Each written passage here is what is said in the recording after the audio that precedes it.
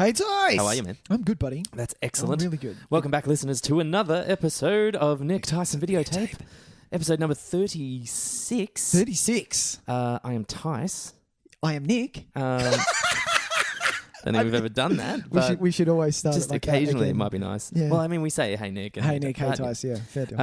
But we're very excited today to be talking about 1998's Can't Hardly Wait, a film that I'm sure is very close to a lot of our listeners. It was right smack bang. Right smack bang It in was our awesome. in our like that age. Yeah. We were basically the same age as these people. We were loving it. We were loving it, sick. But before we do any of that, Nicholas. Oh, I can tell people that, just quickly. Yes. You can find us on, if you're having trouble finding podcasts, you can find them on Stitcher, TuneIn Radio. And the main one is iTunes, where you can rate, review, star, share. All that shit. Lots of cool things you can do there, which will help get our podcast to the masses. Thank you to everybody that has rated and reviewed so far. We appreciate it so much. Thanks heaps. Yeah, it's really awesome. And also we're on the social. We're on Facebook, where you'll see a lot of posters that we put up, which is awesome.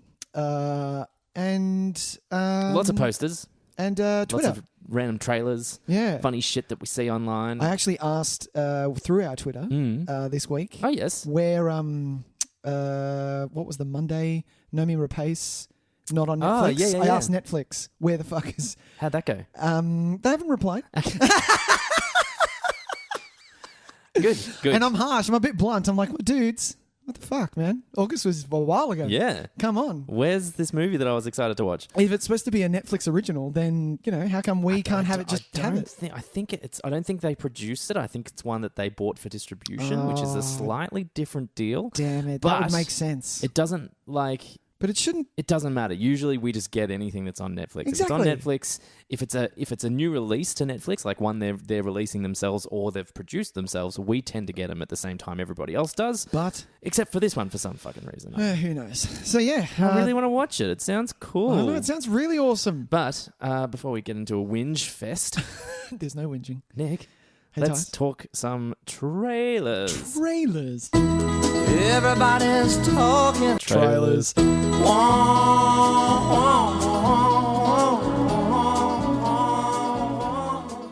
Would you like to go first, or shall I? Let's have you go first. I'm gonna go first. You go first. All right. Well, I'm going to talk about a movie. It's the King of Naissance at the moment.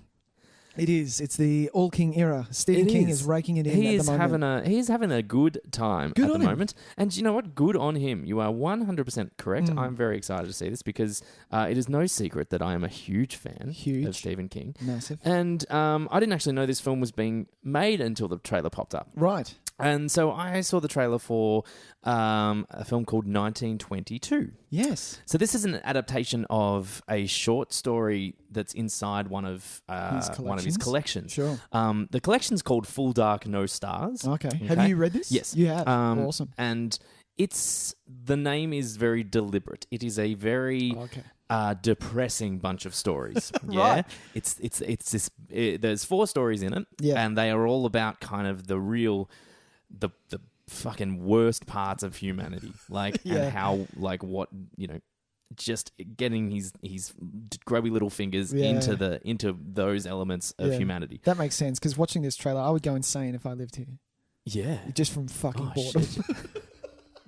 True. The farm night life is not for us, I would say quite clearly. What I find really interesting is this is actually the third of the 4 stories to be produced into films. Right. And all very recently too. There was the one called Big Driver, which was made into a TV film with Maria Bello about 5 or 6 years ago. Yeah. Then there was A Good Marriage, which was I think we've talked about this on the show yeah. with Joan Allen and Anthony LaPaglia. That's right. Yeah. So this is the third of the 4 stories to be adapted, and I think it's kind of cool because it is, like I said, it's getting into a darker kind of side of humans and human interactions and just the awful shit that we are capable of doing. Sometimes we don't need monsters. We're capable. We are just as fucking bad. Yeah, exactly if right. Worse. So this is a story about a guy who it's set in 1922. Okay. A man who owns a farm who they talk about how, you know, in this era, you are your land. Like, that is how you are represented in society. If you have land, you are a man. You know what I mean? Yeah, yeah. And so which is totally of that time. I totally understood. Absolutely. Yeah. So he's a farmer and he farms his land, and his wife wants to move. Yep. And instead of, and look, they have an unhappy marriage, and she threatens kind of divorce, which means maybe he would lose part of his land because there'd be settlements and things like that. Yep. So in order to make it easier for everybody, so he thinks, he murders his wife. Now the character playing this person is Thomas Jane. Yeah. He seems to be doing a really like Mr. Jeff Punisher. Bridges. Yeah, he's doing a very Jeff Bridges old man. R.I.P.D. accent. Or what was the Oscar nominated last year? True. Yeah. No. Oh, last year. No, last year. No. Wasn't it? Yeah. It was Hell or High. It was Hell or High Water. Yeah, exactly. Yeah. Well, he's done this voice for the past 5 or 6 years. You could name any of his roles. I was like, Crazy Heart. Yeah, Crazy Heart. Oh, Hell or High Crazy Water. Heart. No? Yeah, Hell or High Water. No, okay. And the movie, it's actually a really interesting idea to adapt is the word I'm trying to say. Yeah, adapt is to I'm going to start that sentence again. That was a disgrace. Go for it. I think it's quite interesting to try and adapt this story because it's very much similar to what we spoke about with Gerald's Game, which is coming soon as well to Netflix. That it is a story that spends a lot of time inside the mind of a character, and very little actually happens, which I think is always a kind of a brave undertaking for a film. Yep. When you have to really figure out ways to visualize what is essentially, most effective in a written format. Mm-hmm. So I'm really keen to see this. There's really cool little elements to it. After his wife gets murdered, there becomes this kind of rat infestation. Yeah, it looks like and things go really sour. Well, look, with this the is the farm thing, after because she dies. that kind of stuff. And even the book, the way it's written, is that it's not so much. This is not one of those things where she comes back as a demon. It's not that. Pet Cemetery. Yeah, it's not that.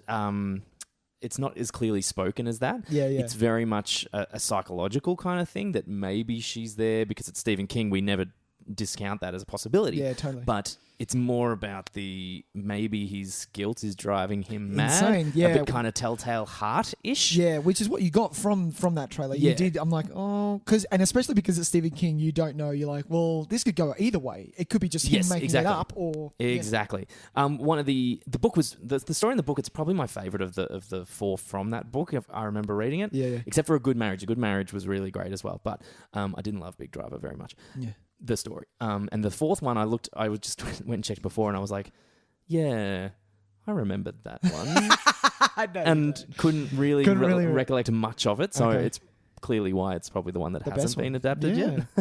Yeah, clearly the best one. The other really interesting thing about this, very quickly, music by Mike Patton.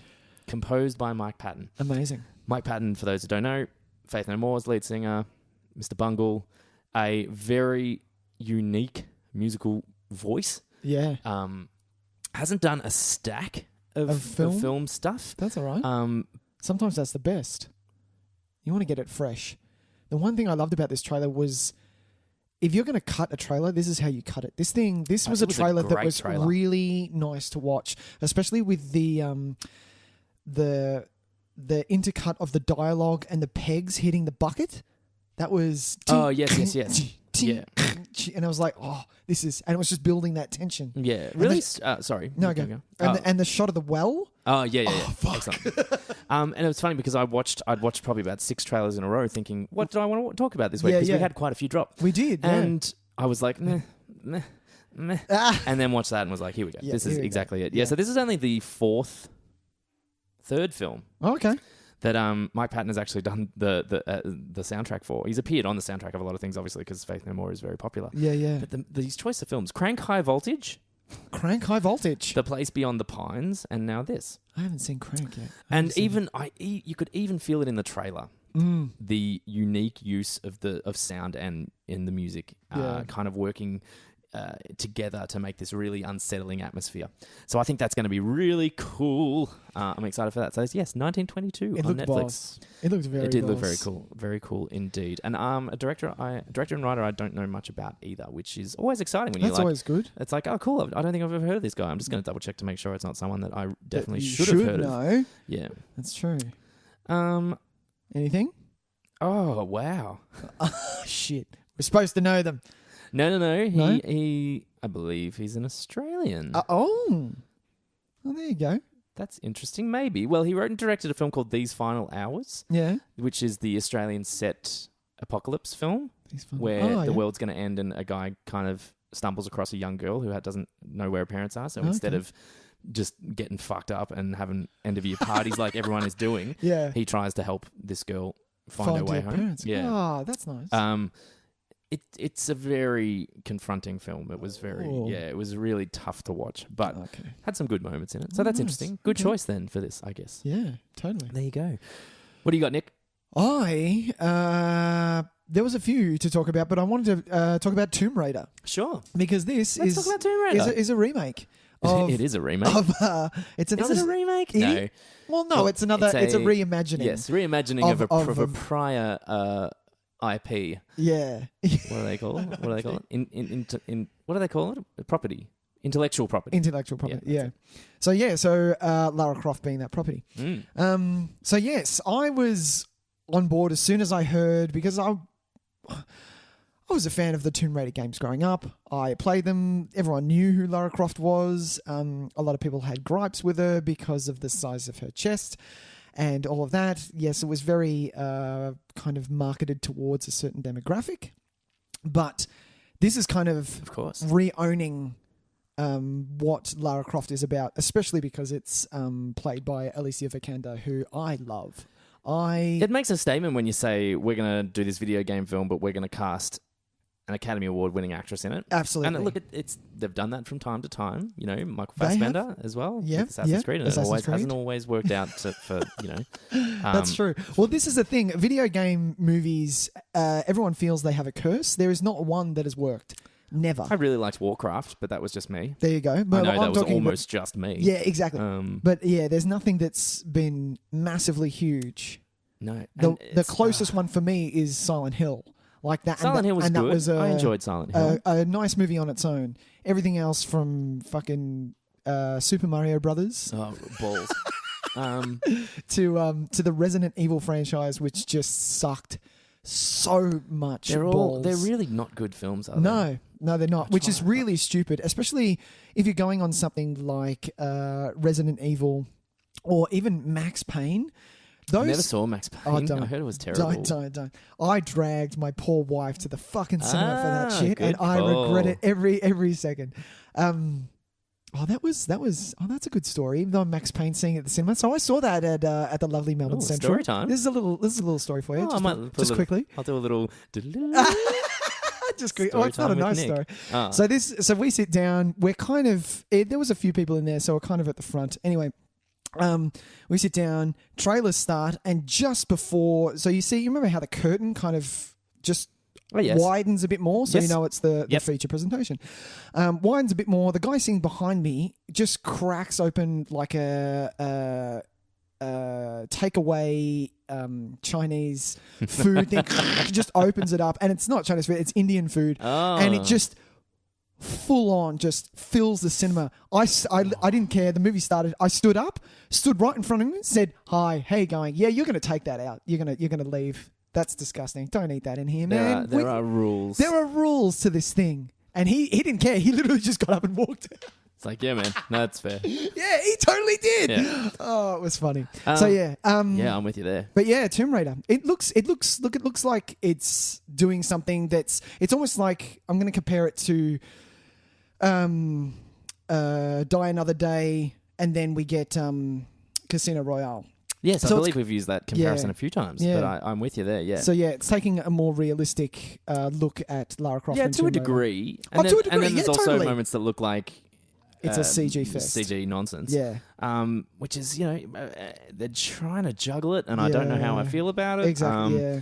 I'll give it a go. Look, the bad guy is Walton Goggins. Walton Goggins. And I'm fucking in. I am in. So yeah. It's a Norwegian director. I don't know. I love that his first name is Roar. R-O-A-R. Raw. Yes, I don't know who that is. But no, he hasn't done anything that I know of anyway. He did The Wave which is not good, in 2015. Right. And a whole lot of other The Escape, The Magic Silver, Cold Prey. Oh, The Escape. The Escape, yeah. Maybe. It looks very Viking-ish. Oh, then no. That's not what I was thinking But of. yeah, Tomb Raider, Lara Croft. Yeah. I'll see it. I might. I'll see it. I might, yeah. But this is the thing. Like when the video game movies, they're not doing anything Also, anymore. it's a game I never played. Right. But then again, I said that, like, I've never played Warcraft in my life. Okay. Right? Never. And you liked it. And I really liked it. Yeah. Like, I think the world was really interesting. Yeah. The special effects, like, I know a lot of people kind of paid out on it, but fuck. Yeah, I thought it wanted looked to- incredible. Like, I wouldn't mind seeing it. and I was kind of like pleasantly surprised with that. Yeah. But I actually wanted to see it regardless because I like the fantasy genre. Yeah. I'm kind of indifferent to this kind of. As soon as I saw it with like the puzzle twisty thing, Yeah. I was like, ugh. They're trying to. That's them trying to implement game elements into the fucking. Look, of course, which you is- know, you don't need to do that. You don't. It's not a game. I don't need to like. Watching somebody else play a video game is Yep. one of the all-time most boring things in the world. It depends on the game. Keep going. Well, Yeah. like No, it's I understand. pretty rare. Yeah. Like You I- don't go around to someone's house and watch me play unless this. they're hilariously bad games and people are like commenting over it because I tend to watch a few YouTube videos. Oh, really? That have that happening. But Yeah. if I sat down and watched someone play Tomb Raider, I would Oh, last that's a boring. minute and a half. Yeah. I reckon. Absolutely. So. Yes, you can incorporate parts of that into this film, but I think having her go, and solving this thing Yeah. is Puzzle not in her in hand. any way exciting for us. No. And look, I'm not saying that there's actually going to be legitimate scenes of her just trying to solve a Well, thing. yeah, the puzzle. Yeah, I don't think that's going to be No. the case at all. But, you know, little things like that where it's like, hey, yeah, we're going to bring game elements in. And it's kind of like, no, how about you just tell a good story with the character? Yeah. That's all you need to do. That's all you need to the do. The character is a cave hunter. Just tell a good story about a cave hunter Yeah. hunting a cave. She's a tomb raider, Tys, not a cave hunter. A tomb raider. Whatever. She raids tombs. She raids tombs. Raids tombs. That's all I need. But yeah, totally understand. Totally worth it. Did you see the Angelina Jolie? Yeah, I've response? seen both of them for some reason. That's awesome. Yeah. Yeah. They're no good. I'm going to watch them I again. don't think. Just cause. I think they're super. They'll be bad. real 2000s. Yeah. Like Yes. it'll be like Yeah. it'll be that techno music, and she'll be shooting guns and doing weird splits and stuff. Oh, and absolutely. I'm not up for that anymore. No, fair deal. That time has passed. All right then. That was Talkin Trailers. What did you watch this week, What Tyson? did you watch this week? Ba-bum. That's not the. I It don't is. know. That's what It's it is. not. I'm keeping It's it. not. I'm keeping it. All right. So look. Okay. If there's one thing that people can accuse me of, Oh. it's that I haven't seen a lot of movies that I should have seen. Right. Yeah? Well, that's why we have it's That's on why the we have. list It's on our list. segment. The segment is very important. Yes. And Yeah. look, I have it's movie shame related stuff, and you know Ooh. you want to be a movie fan, You wanna and yet be- people say, "Oh, well, what do you think of?" What do you think of it is? Godfather I Part haven't- 2? And you go, fuck. Yeah, Damn it, I haven't seen it. fucking seen it. I haven't seen it, and so you know, there's multiple films like that. Absolutely. I'm in the same boat. I'm in the But same boat. what happened to me the other night? Well, you better not have watched something that No, I wait like. for Okay. this. So this is what happens to me though, and Bastard. it fully explains this situation for Okay, me. yep. Is because I was sitting in bed and I knew I didn't have to get up early, and I thought it was about 11:30. I'm like, I'm going to watch a movie. Nice. Okay. Right. 11:30 movie. So I'm just scrolling through, and my brain went to a place where it said, "Let's watch a piece of shit Oh God. 90s straight to video." Oh, well, this action is film. why you're not straight to video action. Yes. How does your head do that? I don't know, Okay. man. I don't All know. right, all right. Like the wonders of lists of films that I could have gone, oh, I've never seen this. Here we go. I've got 2 hours. Let's watch Yeah. it right now. Absolutely. No, instead, I watched 1994's A Dangerous Place, starring Corey Feldman. Now, so this just popped up on Amazon Prime, which is why I checked it out, because it Dangerous popped up and I was like, Place. oh, yeah, cool. It's like a Karate Kid knockoff. What the fuck? It's pretty bad. But it definitely hit the spot Yeah. on a Tuesday Oh night at my 11:30. God. So this kid's there's this kid and his brother, and they do karate and stuff, and they're really cool. And his older brother's hanging out with some tough kids. Yeah. One of them is Corey Feldman. Right. Corey Feldman as like the tough kid, by the way. Oh wow. Um, Yeah, that does. Anyway, and so they start getting into trouble, the older kid and the gang. Yeah. And while there's spoilers for fucking A Dangerous Place, I guess. I don't give a shit. So while they're trying to rob this house, the brother is like, "No, man, this is taking it too far. I'm not keen on this." Blah blah blah blah blah. And Corey Feldman starts beating the shit out of him and knocks him down a set of stairs, and he dies. Right. And so the little That is hilarious. yes. So anyway, and then they set it up as a suicide. This is a bit rough. And so the kid then goes on a mission to prove that it was not a suicide. He thinks that there's foul play afoot. Foul play. And it turns out the foul play itself is led by an evil John Kreese style dojo master who is sending his students out to like rob and fuck people over and steal and So like the Foot Clan. like He's the like Foot the Shredder. He is like the Shredder.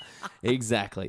And so this kid gets trained by Mako of Conan fame. Fucking everything Oh fame. my God. Yeah. And they in a tournament and stuff. That is bad. In a tournament? Yeah, fucking yeah. As in like Karate Kid tournament?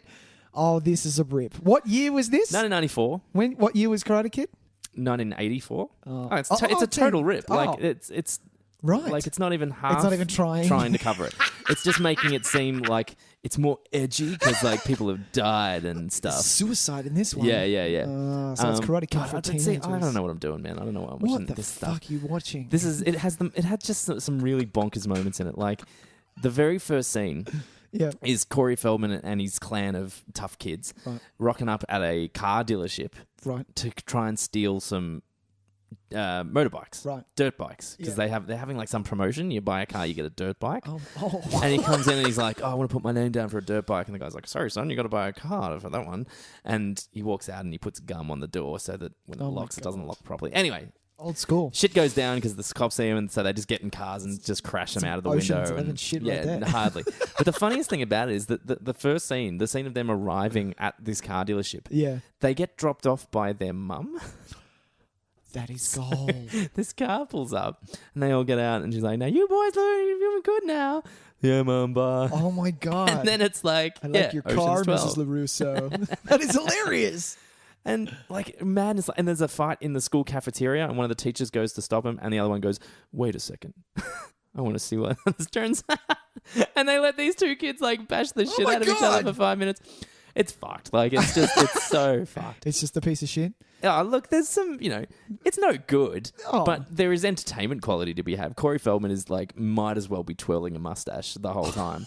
He's so funny. It sounds better than Batman vs Superman. I'm in. I'm fucking in, to be honest. Probably more watchable. Yeah, It's exactly. over faster too. Exactly. This was a little long. Corey though. Feldman and Mako. It was definitely longer than it had to be. Oh, really? But yeah, over an hour and a half. 94, man. But yeah, so look, I don't know. And then you can I'm not going to suggest this to anyone. No, tick it off the box though. Now you can say you're closer to seeing, all of Corey Feldman's body of work. I am one film closer to seeing, to completing the Feldman challenge. Yeah. I'm How good is never that? going to finish that I think you in should, a million to be years. honest. I am going to buy you one. No? I don't want to. Okay. Anyway, that's fucking. What am I doing with my life? That was hilarious. Nick, what did you watch? I had one of the wings I've wanted to watch for a while. Actually, no, I saw the trailer and wanted to watch it. I saw Gifted, 2017, this year. Captain America is a dad, basically, and he's he's not the dad, but he's the parental guardian of a little girl who is, I believe she's 8 or 7. Yes. And she is a child prodigy. She is insanely smart. Director Mark Webb of Spider-Man fame. Ah, Mark Webb. But this is his only second original. The other original was what was it? 500. What was it? Yeah, called? 500 Days of Summer. That's one. But yeah, the reason I wanted to watch this is because it was something that I was in the mood for. Like you were in the mood for some 90s straight-to-video action.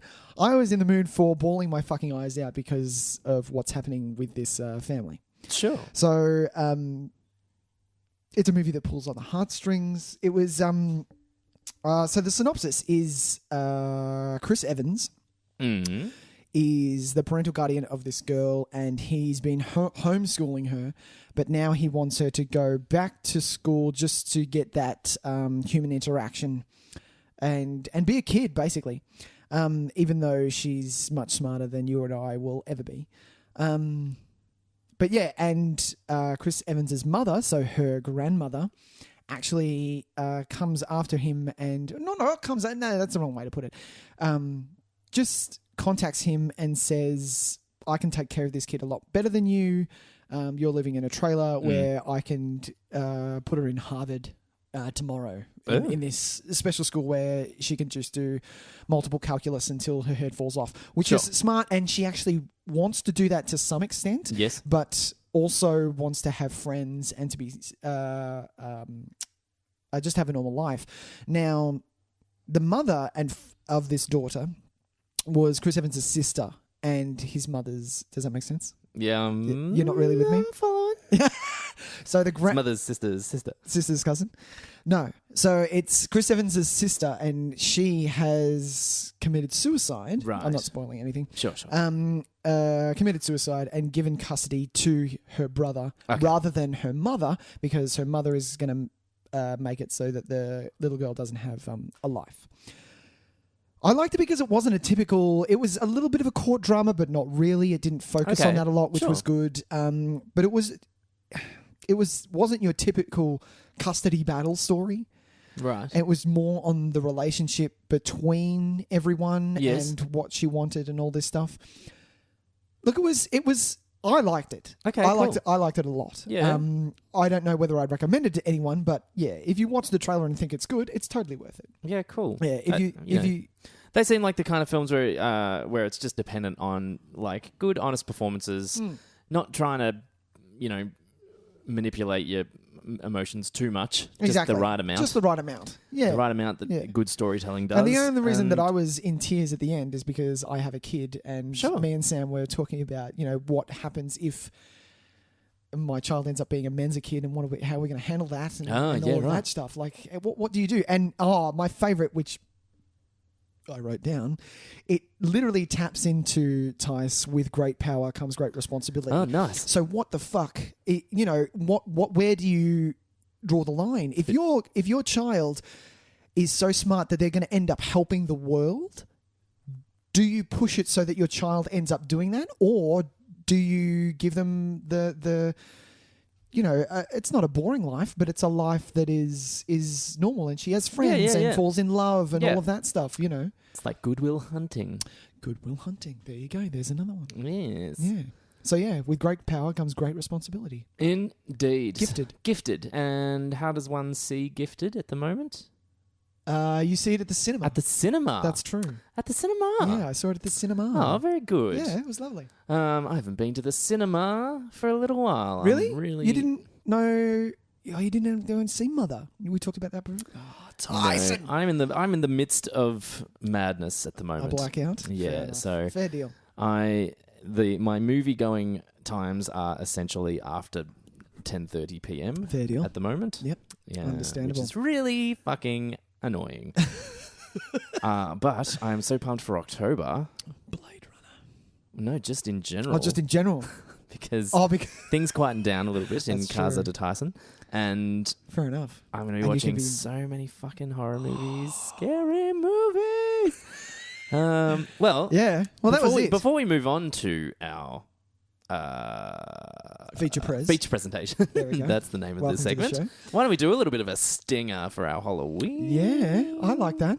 So all through the month of October, ladies and gentlemen, you will be getting horror-themed episodes. I'm toying with the idea of calling them spookisodes. Spookisodes? I was going to say spookerific. Something like that. Spookerific-sodes? Spookerific-sodes. If there's a better name, by all means, chuck it at us. Yeah. Email us, nicktysanvideotape@gmail.com. Yes, we're going to be running through all our usual segments. We're going to be using... What is old is new again? Everything's old is new again. Yeah. It's on our list. It's on our list. By request. By request. And some secret surprises along the way as well, which we're very excited about. We are not going to give away anything just yet. No. So next week will be our first horror movie. Spookisode. That's true. October Spookisode. October Spookisode. Maybe that's what we'll call it. No, I like... What did you say? A Spookisode. October Spookisodes. Yeah, fair enough. So yes, next week will be our first of that. So if you are a horror movie fan, you will want to tune in. We're not quite sure what we're doing next week. We don't know yet. We've got a couple on the cards. Nothing's set in stone. Nothing's chiseled into the tombstone just yet. We know what we want to do. We're just not sure what order we're going to do them in yet. So yes, stay tuned to the Facebook and the Twitters. Please do, and you'll find out what movie we're doing. Yeah, or possibly movies. Ooh. Yes, that's called stinger. That's called giving it a bit of sizzle. That's a sizzle reel. That is a sizzle reel. What I just did then. That's how you make the big bucks. That's how you make the big bucks. Oh, that's hilarious. Having said that, feature why don't we press? move on to our feature press? Awesome. Yep.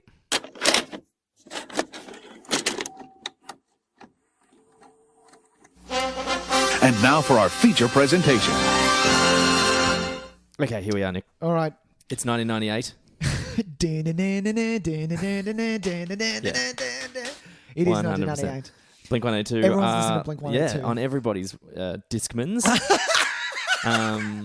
What else? Did you have a Discman, Tys? Yeah, I had a Discman. Did you? I stole my brother's. I actually, even when I had a Discman, I preferred to use a Walkman. Whoa. Because Discmans didn't really fit in your pocket No. too well. No, they really didn't. And literally, you could take one step and the thing would skip. Like, it was not... They were not made for traveling. No, they weren't made for... They were made for sitting. They were made for sitting somewhere away from where you would normally sit to listen to music. Listen to music, yeah. Or if you were in the library. And it helped me a lot in the library. The ones that were like anti-skip technology. And I'm like, well, why am I turning this on? Why is this not just something that is always on? And the amount of time... I had like fucking 8 CDs in my bag. Do you know how much a pain in the ass that is? And look, yes, I had cassettes and stuff too. Sure. But that's cooler though. It was great, man. You made your own cassettes. You made your own mixtapes. Exactly. You had exactly what you wanted to listen to at whatever time. Good sound. And none of that fucking, like, everyone just don't move. All right? I'm jamming out to my song. Just don't move. But my Discman got me a lot of it. My brother's Discman got me a lot of attention in high school. How's that for a sentence? Yeah. Yeah. Everyone's like, oh, Nick, look, he's got a Discman. And my friends are like, yeah, it's his brother's. Shut up. But yeah. And that's what I love about this movie, Tyson, bringing it back. This movie encapsulates the late 90s absolutely perfectly. So I watched this on my VHS copy, which I will never, ever, ever watch again. That's amazing because do you know what's really funny? You did mention that to me when you came in today, and one of the things you said is that it was basically all foreground. Oh. Because anything that's in the background just don't even bother. It's just gone. Now, what's really funny I find about this film is very much about what is in the background. Yeah, exactly. That's so true. Yeah, and so you see so many things that are happening in this background. So many things happening in the background of this film. But yeah. It is... did you see this in 1998? Oh, absolutely. Yeah. I don't know if I saw it at a cinema. Oh, no. I didn't see anything at the cinema. Definitely... I saw a lot at the cinemas at that age. Did you? Well, because that was kind of what we used to do. My friendship group was kind of every Saturday night we'd just go see a movie. Oh, you fuckers. So I saw a lot of stuff in that kind of era. Oh. But well, see, I worked at a video store, so I just wait. Well, this is the thing. I don't think I saw this at a cinema. Okay. But I know for a fact it became a very heavy rotation on my 5 weeklies for $5 really? kind of deal. Yeah.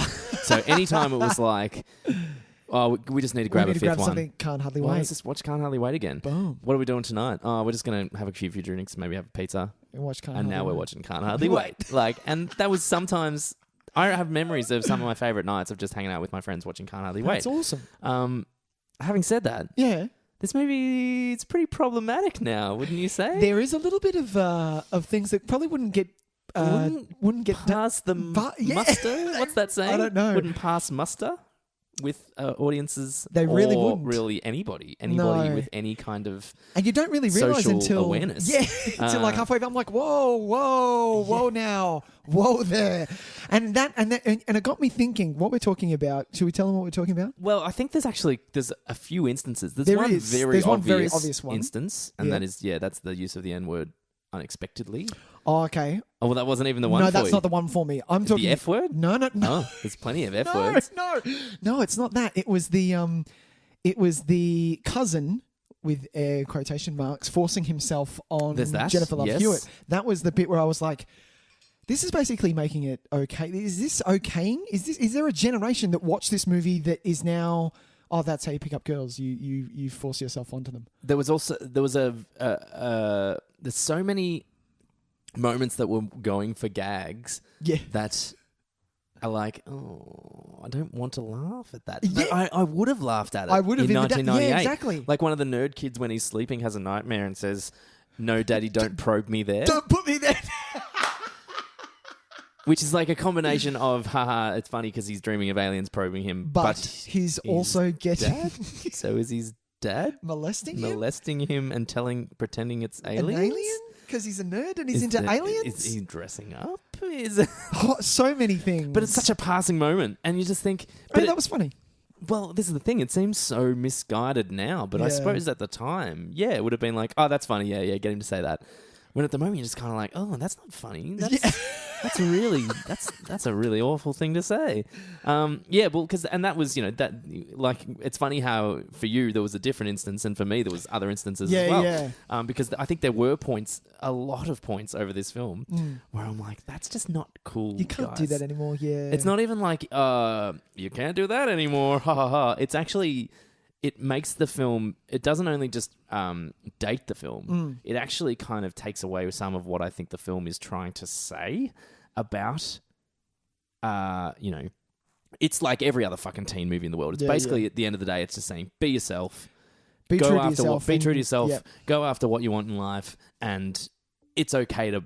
it's okay to be an open person and have a big heart and want to be... want to experience love and want all that kind of stuff. Absolutely. That's pretty much, and this in every other fucking teen movie that ever came out is basically saying the same thing. Totally. But these bits now pull away from it and kind of lessen the movie. Yeah, they really do. And so you end up with a movie that is, for us now, is really can only work on a nostalgic level, I think. Because no one who is a teenager now is going, oh, come around, Can't Hardly Wait, let's watch this. No one's doing that. No, especially if you were a girl. Yeah. This movie is really tough on its female characters. It really is, yeah. Really They're kind of... no really strong... Oh, except for Denise. I think Denise... Amanda Beckett? Beckett, yeah. Becca? Amanda Beckett, yep. I think she... Jennifer Love Hewitt? Yeah, I think they do a pretty good job with her, giving her, independent kind of vibe. Like she's not... She's realised what has happened at school. She has realised blah, blah, blah. And so she's growing. She's, growing into an independent woman. Yep. Throw your hands up at me. And Denise... Is it Denise? Denise, God, yeah. What a fucking... Denise Fleming. I don't know a teenager called Denise, and I don't think I've ever known one. Is also, a fairly well-written character in the sense that... But she's also kind of the stereotypical edgy kind of outsider girl. Yeah. Which is... When watching this as a kid, she's the girl I wanted to be friends with. Yeah, and look, she's the one that everyone is kind of like, well, you're the most normal of everybody. Yeah, exactly. There's a fucking great moment... almost my favourite moment of this film, because there's a lot of moments that make me kind of laugh and I get really kind of nostalgic for. But the moment that I think is one of the best moments is literally just her when it's on the couch. And she takes the jacket off. She sits there she for waits for a second and puts goes, it back on. Puts the jacket because on. I swear to God, I've done almost that exact thing at parties when I've been like, I don't know anyone. When you here. don't know anyone, What am I you're like, doing oh, here? this is really shit. I don't know if I want to stay here. And I love that she's so good at it, even walking straight in with Ethan Ombre. Preston Myers walks in with him and her body language is like, are we staying for 10 minutes? Yeah. Are we staying for 10 minutes? Just talk to her and let's go. Come on, let's go. Indeed. And I love that. Yes. So look, we're going to tackle some interesting aspects of this film, I think. Yeah. But why don't we... How are those start credits? Can I just... We need to have a moment for how it is written, Can't Hardly Wait. There is nothing more 90s looking than that. The entirety of the credit sequence is one of the most 90s things you'll ever experience. How funny was it? The fucking... Is it Smash Mouth Smash playing Mouth. at that point? Yeah. And the voiceovers and the clever kind of like, oh, we're only showing people's feet or the top of their heads or stuff like that. Yeah. It was the kind of thing that... It was hilarious at the time. Yeah, at the time... You will never see anything like that again. No. Because it represents a kind of a sweetness to the comedy that we don't get away with anymore. A kind of plainness, almost obviousness to comedy. Yeah. Where the laughs are there because of things that we're expecting at that point, which, you know, we're very different the way we kind of process comedy these days. Yeah. Like something like some good current, you know, teen movies that we've had, like something like Edge of 17 or The Duff or something like that. Yeah. Will have similar things, but they'll take it in a much more kind of cynical direction. Yeah. Whereas this was actually quite We're a lot more aware now. like legit. They were legitimately, this is what they're doing. Do you hear I'm nude under my gown? Yeah, I got that. Yeah, it was fun. And like they're not using Smash Mouth ironically, which is amazing. Like they are legitimately like, are you ready, kids? We're gonna have a fucking good time. Oh my god! Click play on Smash Mouth. I fucking hate Smash Mouth. I hate them. That song comes up so much in this film. Oh, it really does. Way too much. Too much. And then the other one, which I can take if I were to take one or the other, either Smash Mouth or Third Eye Fucking Blind. Oh, I love Third Eye Blind. Oh my that god! One fucking song gets me pumped. No, Yeah. I hate it. Every time. You have no idea. If that comes on the radio and I'm in the car, it's a hard smash at the radio to turn that off. Shut the fuck up. Oh, I hate that song. This soundtrack Hate it. is huge. But it's amazing. Not so much the soundtrack that they released. Funny, because because this would have come up in our conversation when we were talking about our favorite 90s teen or our favorite teen movie soundtrack. I think I owned this soundtrack. I think. I don't own it, but I looked it up. A lot of the songs that I really like when they turn up in this film aren't on the soundtrack. It's a lot of the ones that I don't really care for when they turn up are the ones that ended up making it to the soundtrack. Oh, okay. Which is really funny because you get stuff like, you get Foreigner pops up all of a sudden. Yeah. And you get, what was the other great moment? I like all the Barry Manilow stuff that they use. They use Romeo and Juliet. Romeo and Juliet. Which, love that song. I'll tell you what, your movie could be the biggest shit pile in the world. Play that. If you play that over like the sad kind of moment of reflection between the two main characters, you win points with me. I fucking love that song. Yeah, man. And it works Dire every Straits, time. isn't it? It's Dire Straits. Straits. Yeah. It works in every single context. Yeah. Well, this movie, I don't know if anyone else does this. I like doing this podcast. See, I think of things in different ways. So if I see a movie that uses a song first, for me, that song is that movie and no other movie can use that song. Sure. That happens to me. So Romeo and Juliet is Empire Records for me. So they use it in that, and it's True. and it's a. I feel like Ethan Embry's in both of those He scenes. is. He absolutely is. When is it used in Empire Records? He's on his feather dusting, and the girl is back in the day when you went into a CD store and listened with your headphones in the store. In the store, he's dusting, and she's a ballerina, and she's practicing ballet, and he grabs her foot and dusts it.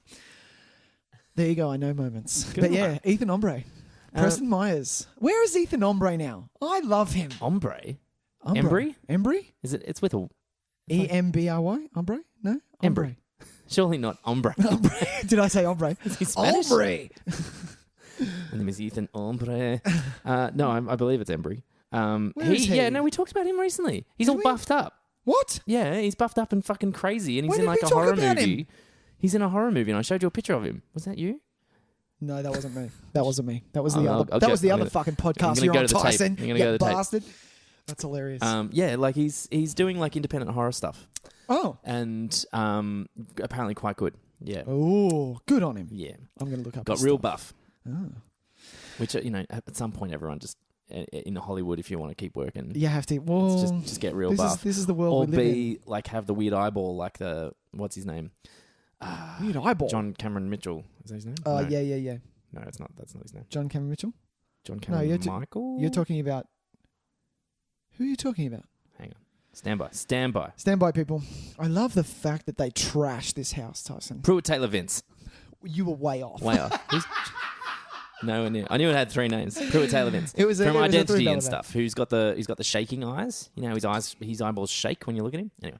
Okay. So you either got to be buff or you got to have shaken eyeballs. Is what I'm saying. That is random and hilarious. Okay.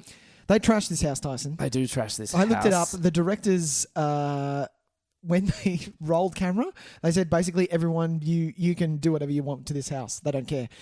And an hour into shooting, Tyson, the place was wrecked. Someone had spray painted walls. Everything was smashed. There was a food fight in the kitchen. Hey man, if you need to show that a house has been demolished, or is in bad condition, Yeah. like you've got to understand, right? When you go to a party, you are deliberately trying your best to keep it clean. You are. And it still looks like a shit pile at the end.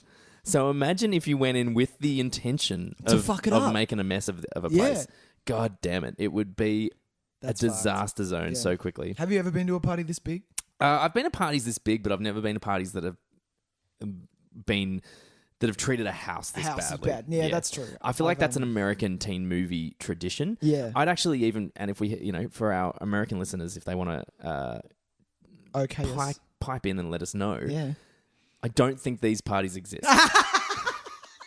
Do you know what I mean? I think movies have taught us this is Don't what American pop my bubble. high I school want them parties to are like. exist. I don't think Especially for that front yard. That front yard is like an acre. I think and I they're think playing football there on would be it. variations of this Yeah. for sure, but I don't think It would be that intense. I don't think it would ever be like because you would never have a party. You would never be able to have a party ever if it was like this. Actually, Can I tell you something? yes, I had a party this big. I I hosted one and I Right. went insane. yeah. I was that girl you'd never- you in the can middle never of the host party. So it was the O-Week party. Oh yeah, right. Yeah, at my house, and 250 people in my Oh house. Jesus, To steam clean the shit out of I that. could imagine. Yeah, But it was decent.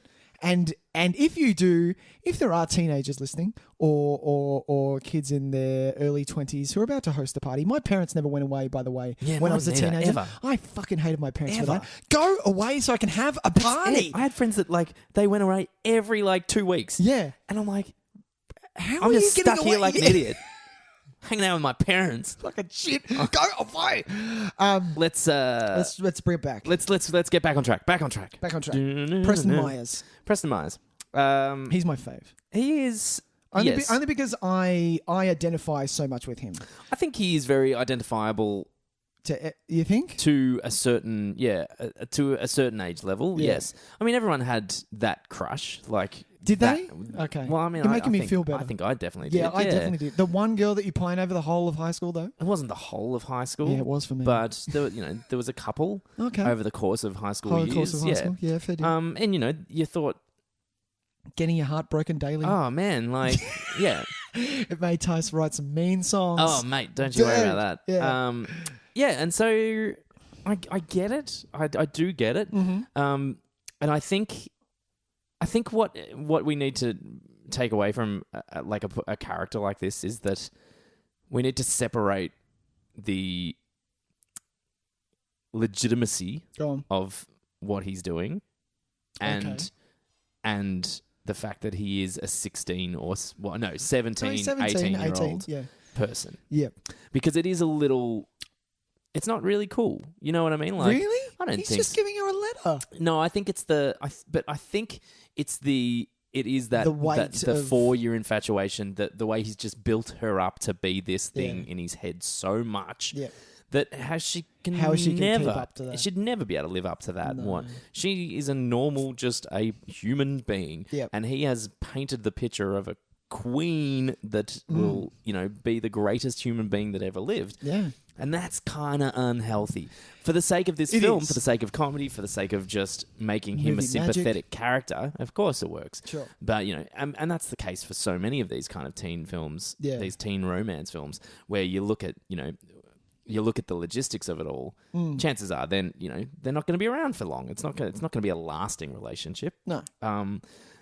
But for the sake of what we have now, it achieves what it needs to achieve. But I think, you step away from it. You step away from a lot of these relationships in this film. Oh, no one's lasting. And, well, not even the ones that end up together. Yeah. Just the people themselves.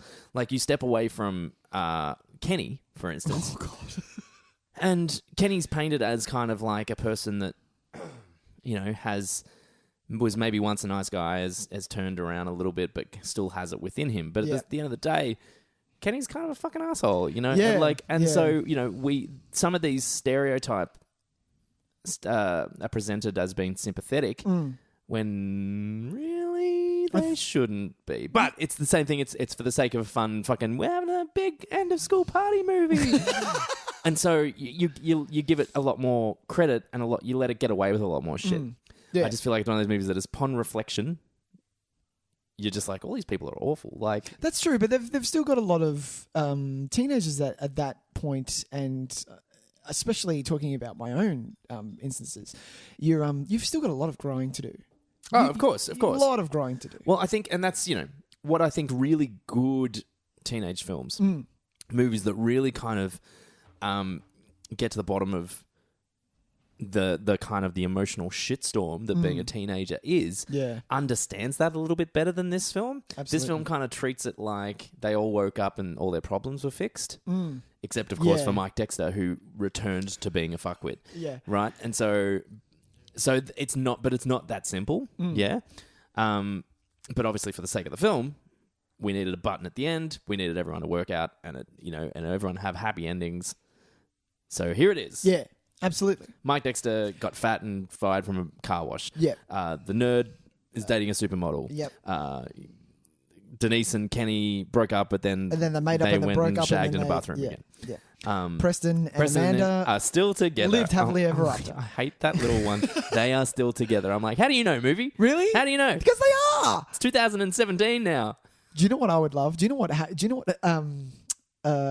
next year is? Next year is the 20th anniversary of Can't Hardly Wait. And look, I can't handle those statistics. I find that kind of information really, really hard to deal with. Yeah. Because I think about so in 1998, that was the 20th anniversary of 1978. So we're talking, that was the 20th anniversary of maybe something like, I might even be like missing this, but something like American Graffiti.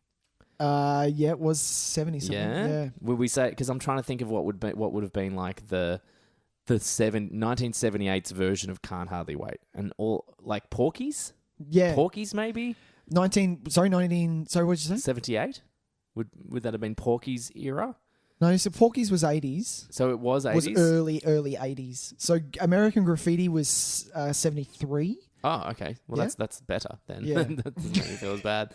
But do you know what I mean? So, but yeah, I know. Where so you're going. when I was a teenager, the way I thought about something like Porky's, where I thought it was this ancient comedy, is now the way people are going to think about Can't Hardly Wait. Yeah, exactly. Which that's so true. Is it blows my mind, and I'm not comfortable with that comparison. But at the same time, this movie is best watched thinking that way. Exactly. You have to. That's why if I ever put on a movie, and Sam doesn't really know a lot about it, I'll say, okay, we're remembering that it's the year is blah blah blah blah blah. Yeah. Things hadn't been realised yet. Yes, you know? yes, Yeah. absolutely. Yeah, Porky's was 1981. Well, there you go. Yeah. All right. So we were very, that's it. You could say if you wanted to throw Can't Hardly Wait on for somebody, and you're like, do you know what? It's got some really funny moments in it. Remember though. Yeah.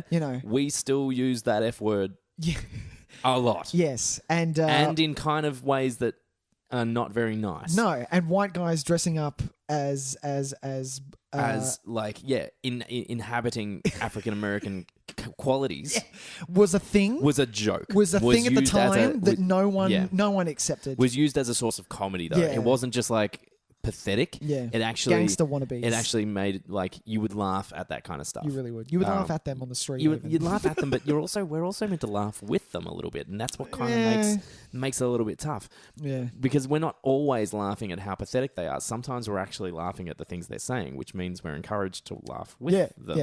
Yeah. Which is why a lot of this movie, like you brought up before, like a lot of things we wouldn't be okay with now, and I've watched a lot of, there's two comedy documentaries, I think it's more about stand-up, where if we are too politically correct, are we too politically correct is the question, or is comedy getting to a point where we can't do comedy anymore? I feel that that's more of a stand-up thing rather than a movie. I get what you're saying, but at the same time, I think there is stand-up comedians especially are drawing attention to an issue by talking about it. Yeah. So they're using comedy as a way for us to think about these things, perhaps in a way we haven't thought about before. Yeah. Or take a really serious topic and laugh at it because, what else are you going to everyone pointing to Mike Dexter at the end, and the thing that makes everyone start to laugh is when someone calls him an FAG. is not making us reflect on the use of the word and being like, no. It's not the writers making a social statement. No. What can we have someone say that will make everyone laugh at him? And that's the word they chose. Cool anymore, no. And so I get what you're saying, but I think it comes with, there are certain people that you can expect more thoughtfulness from. Yes. This film from 1998 about a bunch of kids at a high school graduation party doesn't earn that level of broad. It's a broad comedy. Yeah, I don't think it's we don't sit here and go, well, maybe though in the social context of that when they jump up and say, where my at? It's actually shining light on the mistreatment on the African American people. It's really not at all. It's really not. They're doing it for a gag for a because then they laugh. want them to run away scared because they're all huge. Because you literally black just basketball offended players. them, and now they're going to beat the shit out of Exactly. We just watch someone offend a race of people and I would then they have to rather run it and be hide. the funny side. Actually, no, it's never funny. But I would rather see it from the guy's side and beating them up. That would be more gratifying for me. But we don't want to see characters that are in this fun movie have to get serious get and that's beaten up true. because that's what they just deserve for Good the way they're point. treated. Good point. Anyway, I have a question. Yeah, go for it. Did you have a Melissa Joan Hart at your high school? Well, no, I went to an all-boys high school. Oh, you went to an all boys high school? I didn't know that, Tys. Yeah, I did Oh, you indeed. badass. Good times. So look, I know no one that enthusiastically. There could have been a guy that was that enthusiastic. Yeah, but at a guy's school, when you're enthusiastic about the school, Yeah. you kind of keep it to yourself. I think. Fair deal. Yeah. Okay. Basically, an all-boys school is just don't make eye contact, keep walking, and Jesus. it'll be over in 6 years. Like it's just Wow. get it Really? done. Just do what you got to do. That's hilarious. There's not a lot about that environment that fosters this kind of enthusiasm Yeah, that fair Melissa deal. Joan Hart has. Fair deal. So yeah, no, I couldn't. I had one. She was annoying. I bet. I'm sure she still is. I really think she hasn't changed. There's a certain character trait to a person like that that Yeah. I probably wouldn't get along with. No, she's fine. You like her. It's Oh, just okay. not. It's not unheard of that she's the one who's organising the 10-year or 20-year reunion. Oh yeah, Yeah, of course. Which is, I'm pretty sure she did. But I'm not paying fucking $90 to get back with my old fucking friends. Fuck off. None of that nonsense. Yeah, I'd rather just see them at a pub randomly. So, Go look, on. while we've talked a lot about its problematic nature, Mm. I want to talk a lot about what I love about this film. Because there was Because there were some moments that I totally forgot and which I I think, loved. I think the moment-to-moment stuff in this film works exceptionally well. Yeah. I think its momentum is really strong. Its energy is really strong. The editing of this thing was The editing's really clever. flowy The transitions and are lovely. really good. There's never, I don't want to say there's never because there is, but there's almost all of the scene transitions have a kind of a linking effect. And I think that's really, beautiful. but that's thoughtful and that's Yeah, kind it's of, good. that's more, there's more thought put into that than I think what there's a maybe movie some like this bits of the script. demands. Yeah. You know what I mean? Yeah. It's obvious that they wanted to create kind of something that wasn't just a crappy teen comedy. Because, you read a script like this and I think it would kind of read like a She's All That Yeah, kind of thing. that's true. But for me, this is on a bit of a slightly higher level Okay.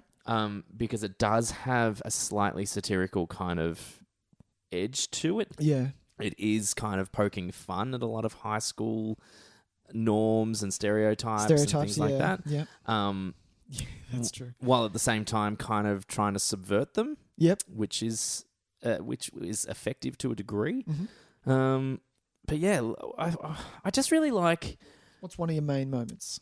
I wanted to. Well, it's mostly the character journeys of the people that right. I think work the best in this. I think the main characters most of them have a pretty well drawn and kind of surprising arc. Yeah. Yeah, there's none of them have the kind of, if we talk about our Preston, Yep. Denise, Yep. Mike, Amanda, Yep. Kenny, and William. Will. Yep. Yeah, William. What's his last name? Litcher. That's it. Litcher. Yeah.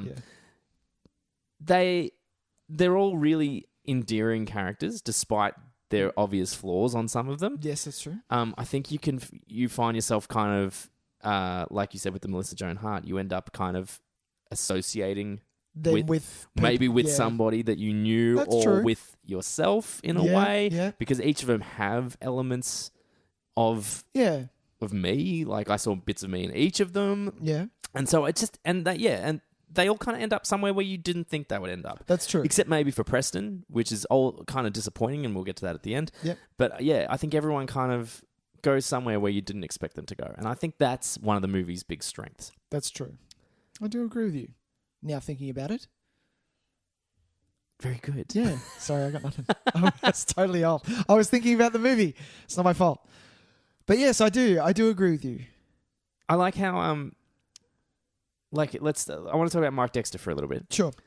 He spends most of the movie out the back, getting drunk. Well, he basically just kind of walks from scene to scene, being a jerk and checking to make sure his friends have broken up with their girlfriends. Which is a really funny. I think it's really funny the way that the friends kind of turn their back on that idea so quickly. Yeah, like for the sake of Pearl Jam tickets and her parents are away. Yeah, and it's, but it's I mean, obviously that kind of stuff is important to teenage boys. Yeah, but also the fact that it's the way they take who is the king of high school and take that all away from him. Yeah, well, it's the last day of school. He's not the king anymore. Yeah, and they don't make his little outbursts like that in a worse movie that would have been like the emotional moment where it's like where he actually turns and kind of gets a bit kind of angry or something, and then the movie kind of takes a little bit of a kind of a serious spin for a second because oh no. But this movie, like, he actually kind of, I love how he just accepts that he's a loser so thoroughly. And it's so and true. Starts apologizing for it. Yeah. And it starts like reflecting on it and being like, oh my God, I am a fucking jerk. Yeah. And the bit like, remember that time you were making that really important speech and I tripped you up? Man, I'm sorry. When was that? That was today. That was this morning at graduation. I'm sorry. And stuff like that. Yeah. And, I think that's kind of ruined a little bit by having him be back to normal the next morning. It is a bit, isn't it? But what I don't expect anything different from a shallow character like that. I know that. Well, it's funny is because what I think the movie's trying to tell us is that people can change and people can learn. Yeah. Except Mark Dexter, who's a fuckwit. You know what I mean? True. And that's kind of like, I think this movie is sometimes making big statements about these kind of people, but not backing them up. Yeah. Okay. And I think I brought him up because I think he's the clearest example of it. But I think each of the other characters kind of get a little bit ruined at the end. Amanda Beckett, sorry. Yeah. We are, we spend this whole movie with her kind of establishing who she is and building up her own strength and kind of realizing that so many of these people are false saw and her, fake and fucking retards phonies and just and want to only sleep with her. Only that saw whole her. Fucking scene. It's gross, yeah. What the fuck? They all just see her as like this thing to kind of conquer. Yeah. And then she has a big outburst at Preston. No. Oh, at Preston. Yeah. And storms off. Mm-hmm. But at the end of the day, she's still like is swayed by a letter. Well, maybe the letter was really deep. Yeah, I'm sure it was. Okay, bro. I'm sure there's stuff in that letter. But I think what would have. But what I feel like what this movie wanted to do, but I don't know why it chose not to, was to have her meet him and say, because there's that really nice where she says thank you and he says thank you accidentally and he says, oh no, you're welcome. Yeah. I'm like, that should be it. It should be her saying thank you for just letting me know that that's how I can feel about myself. Yeah, but that doesn't work. And the song that's playing is my favorite song. It's the same thing, and it's the same for Preston as well. Preston can say thank you for coming back and acknowledging that it wasn't just I wasn't just like an idiot. To get in your pants. Yeah. Sorry. I want to mean more. I want to think about people better than that. And so thank you for apologizing for yelling at me and knowing that, hey, I actually can. Yeah. I am worthy of this. And but instead they make out and they're still together. And she wrote him a letter every day. And I'm like, what is this fucking? I like that the part. Notebook. I like. Was that what happened in the Notebook? That's what happened in the Notebook. I can't remember. We talked about that. We did. See episode 20 something. Who knows? No, I kind of like that, but I do understand where you're coming from because you see her growth all the way through that, and for her just to go back and then go, and she even has moments where she's like, "Oh, maybe I should just be single for a while." I'm like, "Yeah, you should, absolutely. You don't even know who you are as an individual person." Yeah, but even on that, she doesn't even know who he is. You may not even like him. Exactly. Yeah, just because he wrote you a letter. Yeah, that's very true. Letters are formulated and planned and carefully chosen word by word. And he rewrote it. a bunch of times. You don't know what he's like in a spontaneous conversation. That's true. He's into Kurt Vonnegut. Come on. That's it. He's obviously, Splatterhouse 5. You're going to be kidding me. Splatterhouse 5. Is it Splatterhouse 5? No, I think that's a horror. I feel like that's a horror movie that played on the title. Have I got it wrong? It's Slaughterhouse 5. Oh, dickhead Nicholas. But Splatterhouse 5, I feel like, would be a great name for It a horror parody. It is Slaughterhouse 5. I want to see a horror parody. You want to see a horror parody of Splatterhouse 5. I do agree with you, Tys, but I also don't agree with you because I like the ending. I'm a sucker for that ending. There's a part of me that really likes it too because going on that though, going on what you were saying is how the movie was trying to have everyone grow basically. Yeah. In some instances, I feel like Denise kind of took a step back. I'm like, Denise, what the fuck are you doing with him? He is a douche. Yeah. He is a massive douche. And they kind of play on the fact that like when she's saying goodbye to Preston and says, fate works in some really fucked up ways sometimes. Yeah. And she said like that. I'm like, hang on a minute. Does that mean that you liked him the whole time? No. You can't say it like that. I don't know what it's... Yeah, I'm not quite sure what it's trying to do at that ending. I think for her... I think maybe it's trying to say that... Oh, but then it's kind of like, what? Are they going to be like soulmates or some shit? Maybe it's just because they're both...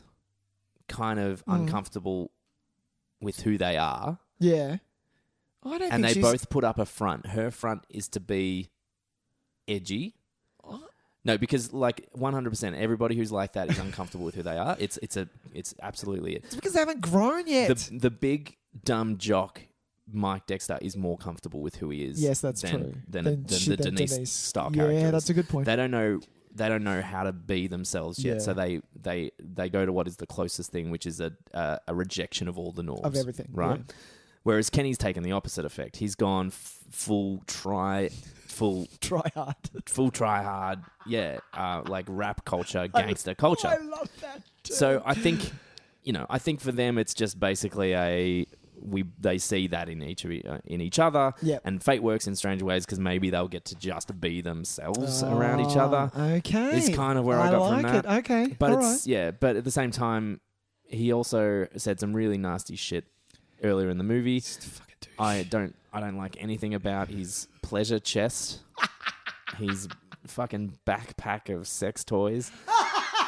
And a Kama Sutra. I forgot that he pulled that out. I forgot that he pulled all. He has like a tickling feather and all of this shit. Feather. Like, what the fuck are you doing? Each time I see that, I'm like, what the fuck is they going to do? What is he going to do with that? Put that in your own ass. Put that in your ass. Is that some kind of like fucking anal thing? Oh, that's so awesome. So yeah, I love / hate. Yeah. How like convoluted they make his getting trapped in the bathroom with her. Yeah. Because for any normal human being, and even one a little messed up like Kenny, you are not trying to also have a glass of water while you have two legs on a bath and a drying sink. your pants. No, but this is the thing. He's reading the Kama Sutra while he's got his legs on one side on the bath, one side on the sink, and he's trying to like pretend to fucking figure out how to do it. Yeah. But he's got a glass of water in his hand. What's up with the water? And I'm like, no human being would also have the glass of water in their hands. You put the glass of water down.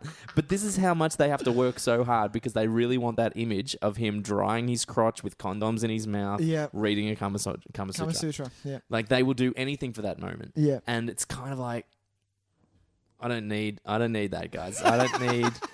There must be an easier way to get them locked in the bathroom than oh well, he spilt water. Like it's so funny because they probably would have been like, oh, let's get him to spill water so he gets a hairdryer out and he's drying his crotch. It's like, oh well, when can we get him the water? Just let him have a glass of water.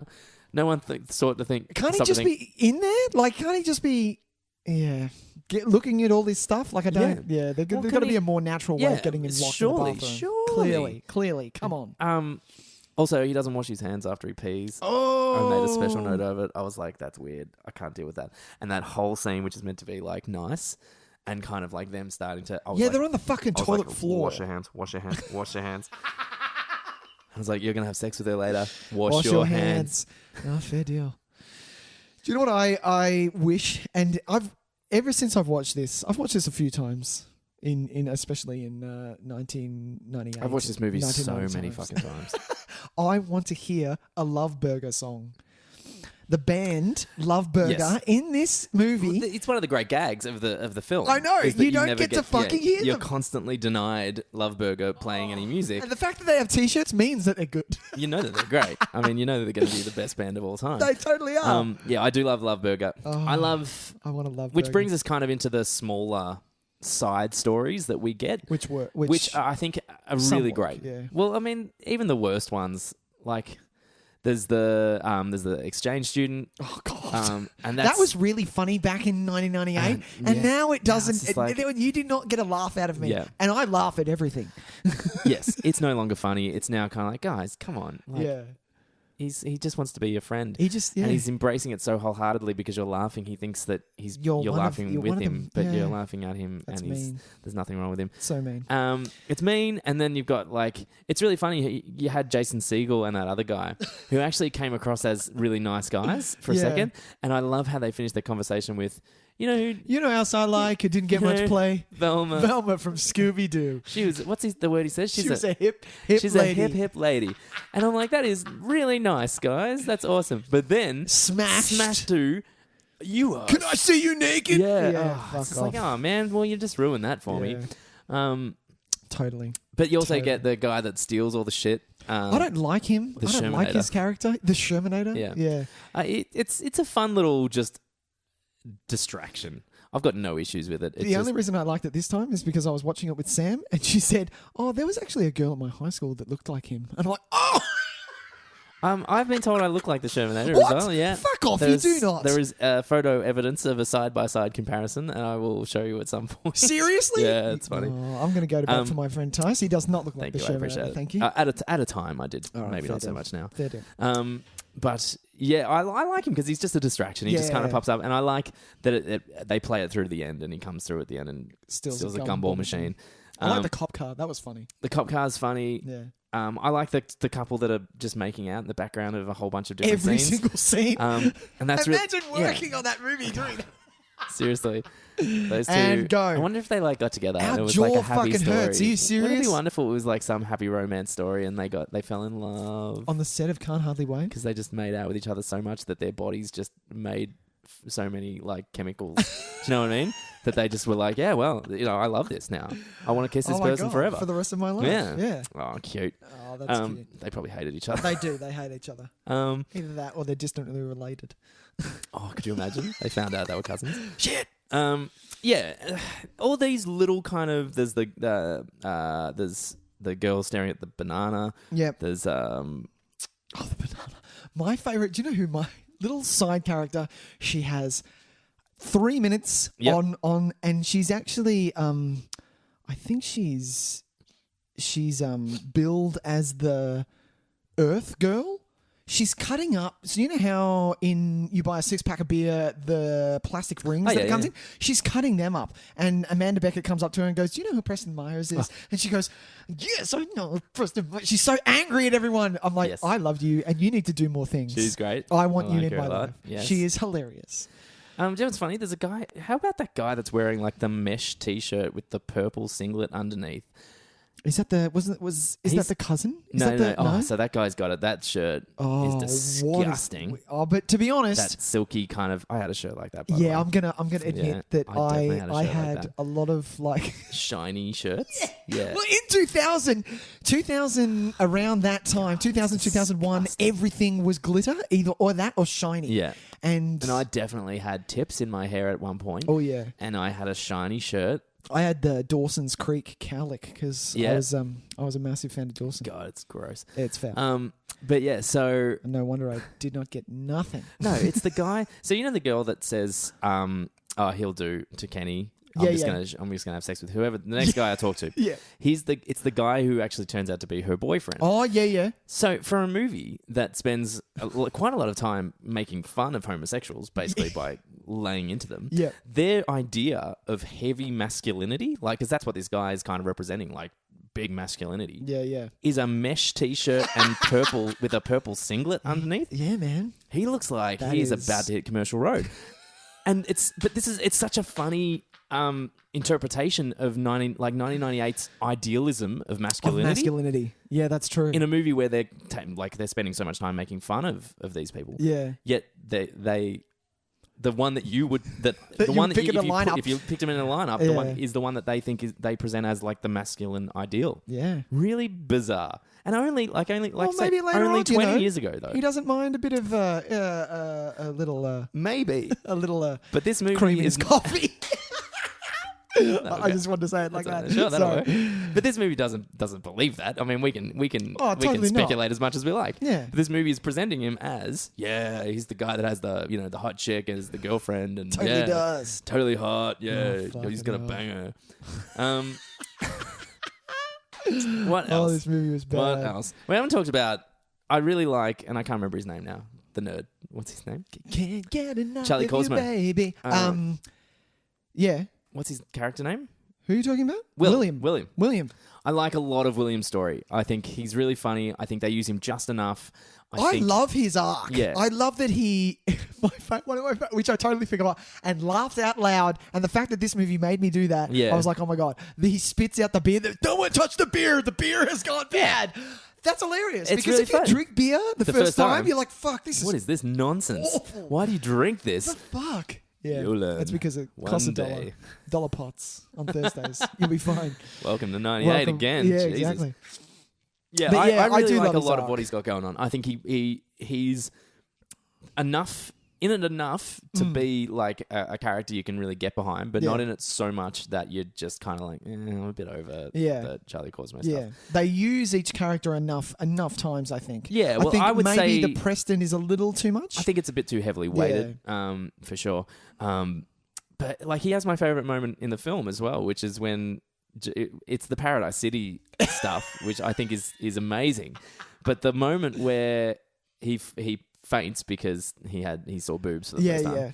And then the music pop-up. stops and the jump up and the clean mic grab in air and the music kicks up again. Oh. It's such a It's perfect. It's such a power moment for this for this character that is a complete like nerd that they've taken away. You know, he's meant to have no power at all. Yeah, he is the king of this party. Yeah. He is the absolute king of this party. Yeah. And I like, And I it's love that happens it's to not him. a regular for, we obviously, the people in the entertainment kind of world generally were kind of a lot of the nerds and the geeks because, you were in the theatre club and you were in the AV club and that kind of stuff. So it's not strange We made our own to parties. glorify the nerd and kind of say, do you know what, man, it's going to be all right for you one day. Don't worry about it. It's going to all happen. We're gonna I all think, work but I for just you. I really like how this movie goes about it though, and has that moment, gives him a moment of real true power in the party sense. Yeah, that's true. They probably go a little bit far with the girls that are like, Yeah, that was a bit far. But I kind of liked it as we want to go make out with him, and by the way, he's got a huge cock and all this kind of, and I was like, can't he just be a normal guy? You can make out with having him? a really good time at this At the party, and party people and actually like him now. That's so true. Yeah, that's a good point. Why can't they just do that? Why do you have to? Oh, so good though. I do So like the good. girl that cries when she gets. No, do you know what makes the moment work for me? You know when they're going to the makeout room, Yeah. the two girls that pass him on the stage. One jumps in. The one that jumps in and looks back and gives her this like, get the fuck away from me look. She makes that moment work, and that is her one. She's not in any other part of the film. Perfect. She's so good in that one little moment, just that hurried in kind of fuck off. Yeah, she's really That does really work. really funny. I do love that. I do love that. What else do I want to talk about? Come on. I got a heap of stuff. Yeah. I love how Amanda Beckett. Shit. Yep. I like the yearbook photos for the character introductions. I think it tells you a lot about them very nice. quickly. Yeah, I like that too. Although I cannot stand the fact that her quote is from Is a Jewel song lyric. No, I love that because it is perfect 90s. It's so 90s because it presents it as like, she's really truthful. Oh, she's deep. And She deep, likes- man. she likes listens to Jewel, and Jewel's a she's- poet. Yeah, that's it. Jewel is a poet. Jewel is not a fucking poet. Jewel sold out. Her first album was good, I'm pretty sure. But yeah, I'm sure. No. No? Not a Jewel fan? Oh no, look, Come on, Tys. Jewel was Jewel. fine in 1998, but She went all it dancey. represents a certain kind of person who listens to Oh, foolish totally. games with the lights off and candles on. And, Absolutely. and someone And someone who took, Jagged Little Pill a little too far. who we all know Jagged Little Pill. we all know. A little too far, because everyone had that. I love Everyone Jagged had Jagged Little Little Pill. That came in Good the album. mail. It did. But that's it. You get it with your birth certificate. Exactly. When you leave a hospital. Yeah. Yeah. That's a good moment. That I'm was just down to good. kind of listing some of the moments now. Yeah. I did love the no, it's gone. You go. Some of these people are legit 40 in this film. Though. Yeah. Amanda Beckett's friends, they're all 40. They're not even trying They're on some all of them. 40. Like, that was who is the main girl out of her friends? Oh, That it's has Jamie King? Jamie. No, yes, Jamie Presley. Jamie Presley. Yeah. Who, for starters, is just wearing a bra to a party. I don't like what they do with those three characters really at all. No. But I do know that those characters exist. Yes. In real life.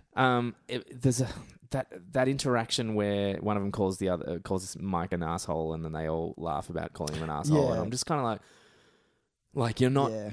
I get what you're trying to do. Like, you're trying to make it like that she's suddenly realizing that they may be a little bit empty and vacant, but there is a level. Yeah. And I know what you're saying those people do exist, but not at that level. Yeah. But then, maybe because everyone is kind of presented as a parody of these people, so maybe it's okay. It was just a bit much for me. Yeah. It was a bit much. It was a court. There were so many people in this movie that I was like, oh my God, you existed. Like Jenna Elfman.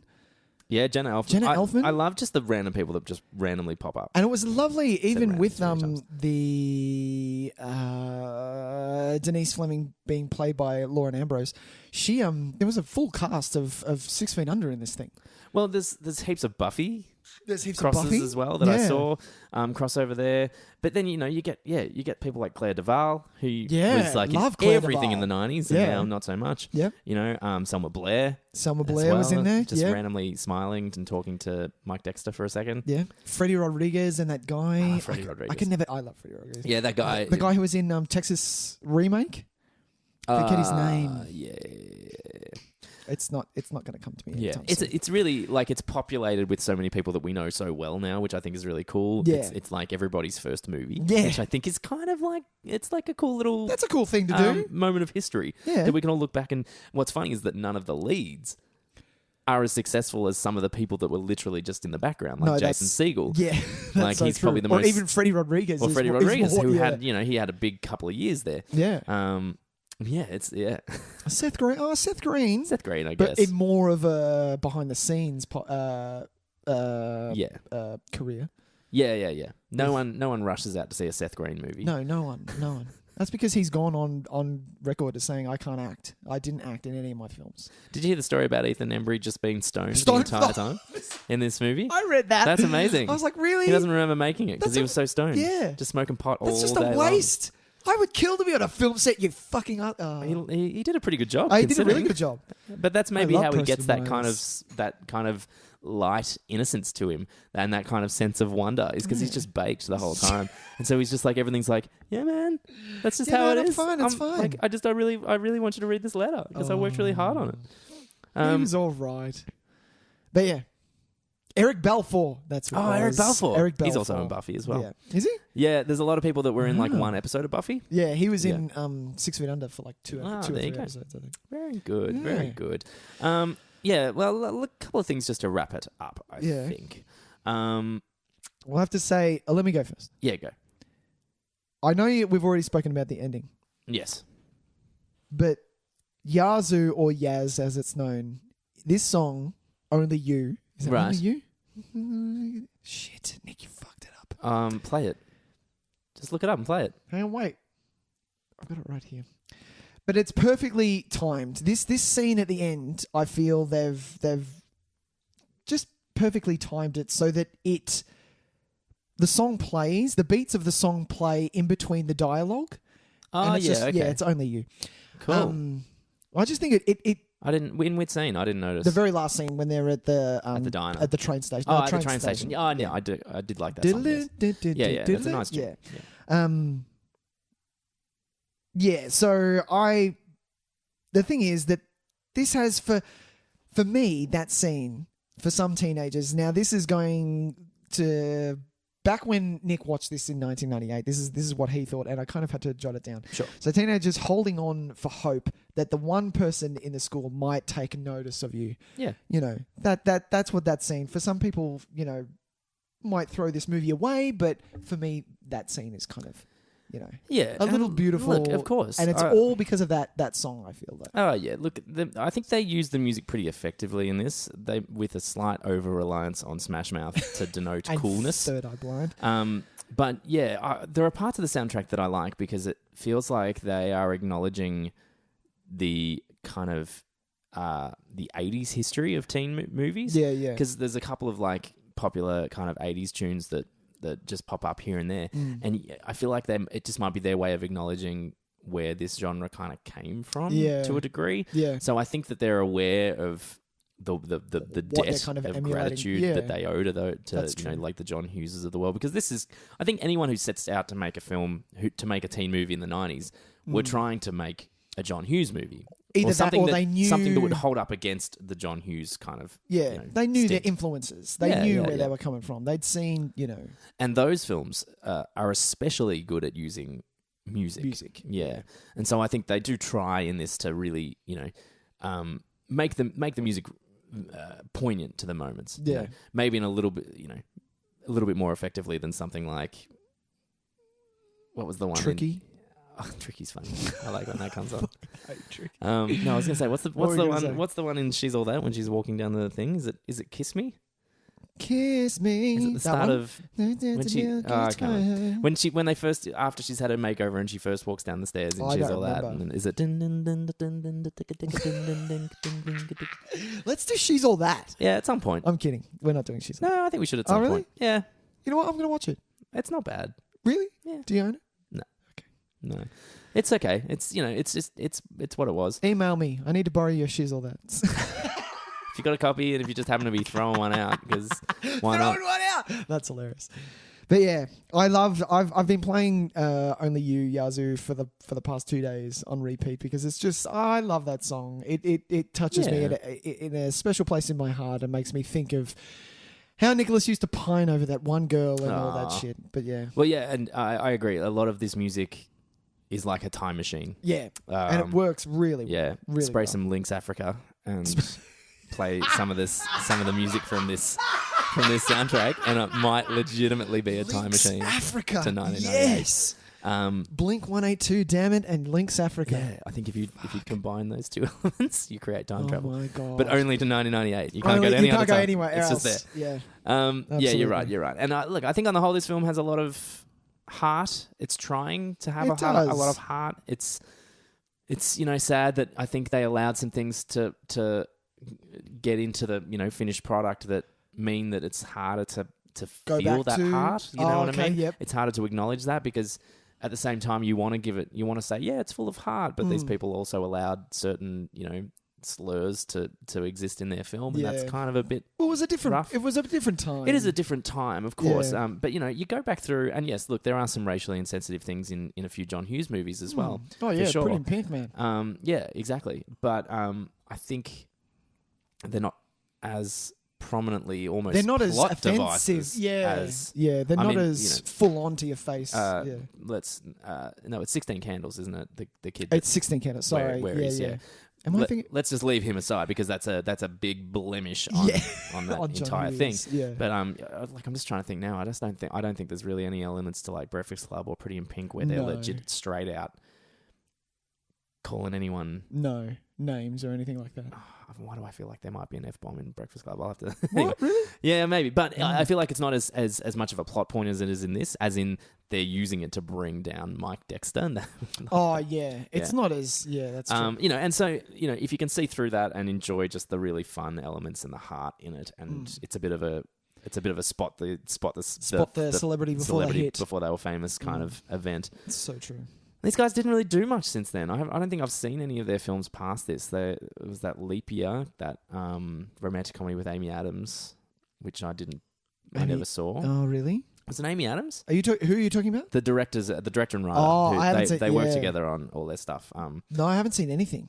Um, Yeah, it was Leap Year. Oh, Josie and the Pussycats. Oh, actually, that's what I did want to mention. Yeah. Josie and the Pussycats. That was. I'm glad you reminded me of that. That was good. Josie I and the remember it being Pussycats, I really think, is an good. excellent film. Yeah. It's an excellent parody of the music industry, Yep. of a certain style, a certain era. It was so funny. I remember So being funny hilarious. and so, like, at the time, so misunderstood. Yeah. Because you It look was at ahead it of now, its time, they man. were so aware of some of the ridiculousness of what we thought was normal at that time. Yeah. And they took Absolutely. the piss out of it so effectively Yeah. that it actually took us 10 years to then look back at it and go, oh, no, you're right. That was ridiculous. We were and you've done stupid. such a good Yeah, job. that's so true. I used to sing du jour like all the time.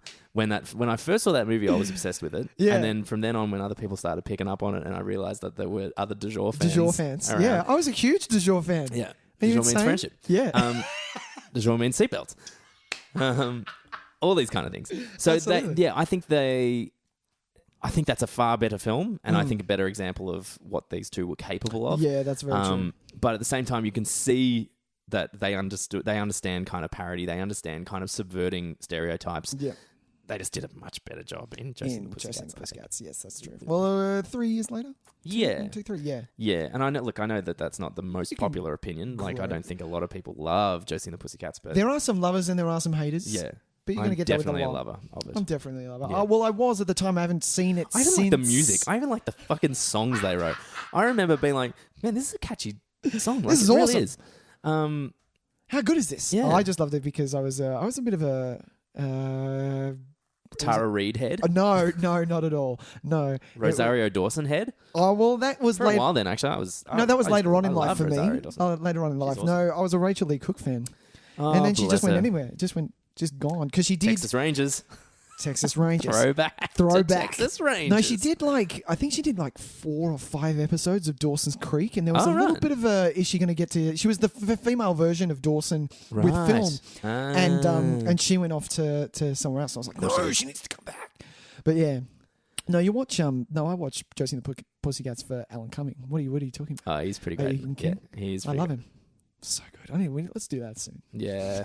Well, we will definitely do Josie and the Maybe Pussycats we'll soon. ring in the new year Yeah. with the Josie and the It's a Pussycats. lot of fun. All right, well, that's going to wrap us up. Can't hardly wait. Fans, Can't Hardly Wait fans, or if you are a Smash Mouth fan, I'm sure you have the greatest hits playing in the background while you do your Greatest homework. hit. Greatest hits. Um, That's true. Yeah, look, I mean, I hope I had a really good time watching this. It's a hard movie to just unashamedly love, though. Now you have to kind of, it's like there's Well, a I giant didn't- asterisk next Yeah. to I fucking love Can't Hardly Wait. Asterisk Ooh. C bottom of page, minus all the racist stuff Yeah. and really weird sexual politics Yeah. and gender identity stuff. Yeah. It's like one of those. But other than that, I really love it. So it's like one of those government. Yeah, ads. exactly. Exactly. It's like a political ad. Political ad. Spoken by the Nick Tys and Yeah. Videotape. Exactly. Yeah. So, if you can, it's good to If be you able can get past you it, can yeah. separate that stuff. You can. It is possible. It just unfortunately means that sometimes these movies that you hope would be just living forever in your memory. Well, this is the Kind of, first thing, maybe Tys. not. I haven't seen Can't Hardly Wait since. Well, I have it on VHS for fuck's sake. I never bought it on DVD. Yeah, I have So the Blu-ray, and I watched it when I got the Blu-ray Yeah. probably a couple of years ago. So Okay. far more recently than you Yeah. then. So yeah, so it was very fresh for me, and there were parts. I think I remember all of it because of the amount of times I've played it, but yeah, it hit different now. It's like watching a movie that you used to watch as a kid, and then getting the adult references when you finally become of age. It was sort of on that part because I'm like, oh, that's not allowed anymore. You can't do that. Yeah, No, exactly. I'm not okay with you doing that. Yeah, Exactly. but yeah, All right. Well, Can't why Hardly not- Wait, Can't Tys. hardly wait. is there a song Can't Hardly Wait in Can't Hardly Wait? There is a song. Does it Can't go? Hardly Wait. No, but I don't think it's in. Yeah, no, it is. It is in the. I can't remember. What It it is? I can't remember who it's by. Fair deal. All right then, Tys. Let's cross some streams. cross some streams. Cross some streams. Do you want to go first? I've got mine. Yeah. Yeah, you go. Let's What was I doing? Oh, okay. Well, I'm gonna get a little ahead of ourselves. I'm gonna jump in. I'm gonna just to make people aware because we are coming up on October. It's gonna start with and if Getting you a scary you need movie? some scary movies to be watching. A bit of a primer. You gotta Scary movie primer. You got to watch them. This one you cannot go past. This was probably... Oh, no, this takes the cake. This was a very recent movie that absolutely did its job and scared the shit out of me. Did I have nightmares? No, but it's a little bit hard to give me nightmares now unless it's like me watching Ransom because now I have a kid and I'm a father. Sure, that'll do it. But no, I am talking about The Babadook, 2014, Netflix. Have I talked about this before? I don't know. We probably haven't recommended it, but we have discussed We've it. just discussed it. Yeah. So this is a bit of a. It's not a hard watch, but it's going to scare the fucking shit out of you. That's for damn sure. If not just looking at the book that they're looking at. So it's the synopsis is a widowed mother, which they play on really well in this. I really love how she's so isolated, even though she has her little son. But you know, so a widowed mother plagued by the violent death of her husband. Battles with her son's fear of monsters lurking in the house, but soon discovers that a sinister presence is all around her. That was me reading, in case you didn't notice. But yeah, so in my words, she picks up a book, and the book brings some scary fucking shit into the house. What I love about this is, number one, it's Australian, and it plays on that Australia feel really well. Really, is that the rating? Fuck off. It only got a 6.8. That is way too fucking low. I think it's incredibly well respected in by horror fans. Yeah. IMDb ratings. I mean, yeah. like, what are you going to do? What are you going to do? The other thing I loved was this movie might have had a budget. It might not. I'm not really sure. I haven't looked it up. But even though it wasn't fully CG'd with the monster in the dark, like it didn't have the budget that Insidious has or one of those movies. So a lot of what you're seeing with the Babadook is almost a cardboard cutout slapped up against the screen really quickly. Sure. And that almost sets in a more scarier element for me. Like, what the fuck is going on? The creature's very unsettling. Yeah. So, yeah, please watch it at night. There are rules with horror movies. At night, and by yourself I if you don't follow can. any of those Tyson, rules. come on, buddy. Never. At night, and if you can daytime, lights on. If you can up the decibels, With so people. the jump scares are gonna Really quiet. Like, volume down. Perhaps with subtitles on, so that you don't get all the jump scares. That is not how it's meant to be. Come on, you know the rules. Babadook, Netflix, watch it. Yes, indeed. All right, well, how's this for counter programming? I'll go for it. On Netflix, you can also watch Disney's Moana. Look, it's not a shock to anybody that this movie exists. I think if you are a human being alive at the moment, you have heard of Moana. I've heard of Moana.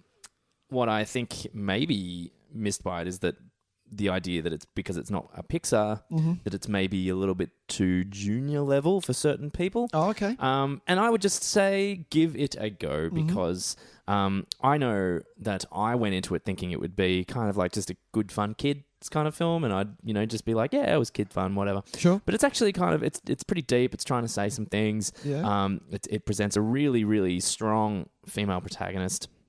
Great character that young girls can really kind of get behind. Yeah. It's really funny. It had some of my funniest like laugh out loud moments, and I know I talked about this in almost our very first episode. I think our wrap up of 2016. This had one of my funniest, maybe second or runner up funniest moments. Really? Involving a chicken who discovers he's overwhelmed by the vastness of the ocean. Oh, okay. And it makes for one of the most hilarious laugh out loud moments of the film.